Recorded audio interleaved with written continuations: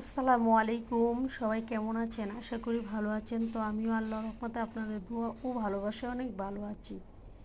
তো আজকে দুপুরে রান্না করলাম একটি দেশি মুরগি এনে দেশি মুরগি কুরমা রান্না করেছি। আর পেঁপে দিয়ে মুরগির হাত পা গিলা কলিজা দিয়ে একটু পেঁপে দিয়ে সবজির মতো রান্না করেছি। আর ডাঁটা শাক রান্না করেছি।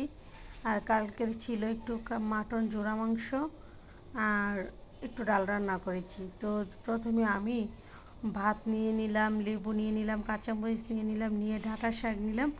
ডাঁটা শাক দিয়ে কাঁচামরিচ দিয়ে খুব মজা করে ভাত খেয়ে নিচ্ছিলাম। মানে কাঁচামরিচ দিয়ে ডাঁটা শাকটা খুব মজা হয়েছিল। একটু কাঁচা কাঁচা রেখে ভাজি করেছিলাম ডাঁটা শাকটা। তো ডাঁটা শাক খাওয়া শেষ হলে আমি মিক্স সবজি নিয়ে নিলাম, একটু মিক্স সবজি, একটু ডাল দিয়ে, তারপর মাছ, বড় মাছের মাথা দিয়ে একটু 7-8 ধরনের সবজি অল্প অল্প নিয়ে একটু মিক্স সবজি রান্না করেছিলাম। তো একটু মিক্স সবজি নিয়ে নিলাম। সবজি দিয়ে এত মজা করে কাঁচামরিচ দিয়ে খেয়ে নিচ্ছিলাম বলে বোঝানোর মতো না, মানে এতটা মজা হয়েছে। তো মিক্স সবজি খাওয়া শেষ করে এখন আমি নিয়ে নেব পেঁপের তরকারি। পেঁপে বলতে কি, একটা দেশি মুরগি এনেছিলাম, দেশি মুরগি হাত পা, তারপর গিলা কলিজা, মাংসগুলো দিয়ে, তো পিসগুলো দিয়ে আমি তো কুরমা রান্না করেছি, তাই হাত পাগুলো আবার ফ্রিজে রাখলে তেমন খেতে ভালো লাগে না পরে, তার জন্য ছোট্ট একটা পেঁপে দিয়ে আমি মুরগির পা, তারপর হাত, তারপর গিলা কলিজা এগুলো দিয়ে সুন্দর করে একটু পেঁপে দিয়ে, ছোট্ট একটা পেঁপে দিয়ে একদম কষা কষা করে নিয়েছিলাম। এত মজা হয়েছে তরকারিটা, মানে বলে বোঝানোর মতো না, খুব মজা হয়েছে তরকারিটা। তো কাঁচামরিচ দিয়ে খুব মজা করে খেয়ে নিচ্ছিলাম।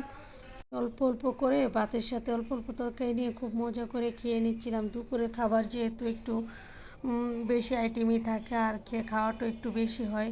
রাতের বেলাও তো তেমন খাওয়া হয় না, সকালবেলা দিয়ে রুটি খাওয়া হয়। তো রাতের বেলা মাঝে মধ্যে রুটি খাই, মাঝে মধ্যে ভাত খাই, মানে অল্প করে আর কি, যেটাই খাই না কেন। তো পেঁপে আর দিয়ে খেয়ে এখন আমি কিছুটা জোড়া মাংস নিয়ে নিয়েছি। জোড়া মাংসটা মানে কি বলবো, সবসময় তো গরুর মাংস দিয়ে জোড়া মাংস করা হয়, এটা খাসির মাংস দিয়ে করেছি। লাস্ট একটু খাসির মাংস ছিল প্রায় 2-2.5 কেজির মতো। তো এটাকে একদম রান্না করে, মানে একটু প্রথমে একটু মশলা, হালকা মশলা দিয়ে সেদ্ধ করে শিলনোড়ায় থেতলে তারপর একটু আদা ভাঙা করে আমি জোড়া মাংসের মতো ভুনা করে নিয়েছি। মাংসটা যত ভাজা ভাজা করি অতই মজা লাগে, মানে এত মজা হয়েছে মাংসটা। তো জোড়া মাংসটা দিয়ে লেবু দিয়ে কাঁচামরিচ দিয়ে আমি খুব মজা করে খেয়ে নিচ্ছিলাম। একদম জোড়া মাংসটা একদম কালো কালো হয়ে গিয়েছিলো, আর আমি তেলও এত বেশি দিইনি, মানে অনেক সুস্বাদু করে রান্না করেছিলাম। তো খুব মজা করে জোড়া মাংসটাকে দিয়েও খাওয়া শেষ হয়ে গেছে। তো মুরগির কুরমা দিয়ে আমি একটু পরে খাবো, আগে তারপর আমি জোড়া মাংস খাওয়ার পরে একটু ডাল নিয়ে নিয়েছি। মানে ডালটা মানে এত খেতে ইচ্ছে করছিল, তো অল্প করে ডাল নিয়ে লেবু দিয়ে আগে খেয়ে নিয়েছি। তারপর তো ডালটা দিয়ে লেবুর সাথে কাঁচামরিচ দিয়ে, মানে কি মজা করে লেবুর খোসাটা একদম চিবিয়ে খেয়ে নিচ্ছিলাম। এটা ভিটামিন সি লেবুর খোসাটা, আর খেতেও মজা লাগে। এই লেবুর খোসাটা আবার তিতা লাগে না, খুব মজা লাগে খেতে। তো ডাল দিয়ে অল্প কয়টা ভাত খেয়ে এখন আমি আরও অল্প কয়টা ভাত নিয়ে নেব, নিয়ে আমি করবো। ডাল তো খাওয়া শেষ হয়েছে। তো মুরগির এক পিস নিয়েছি মুরগির, তো নিয়ে মুরগিগুলোকে বড় বড় পিস করে একটু কুরমা করেছিলাম। তো একদম শুকনো শুকনো করে নিয়েছি, তো একটু কালারটা ডার্ক এসেছে।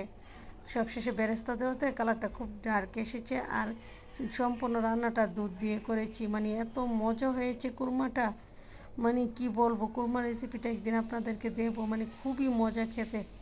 তো খুব মজা করে আমি কুরমা দিয়েও খেয়ে নিচ্ছিলাম। তো আমার ভিডিও ভালো লাগলে লাইক কমেন্ট শেয়ার দিয়ে পাশে থাকবেন, আর আমার জন্য সবাই দোয়া করবেন। আল্লাহ হাফেজ, আসসালামু আলাইকুম।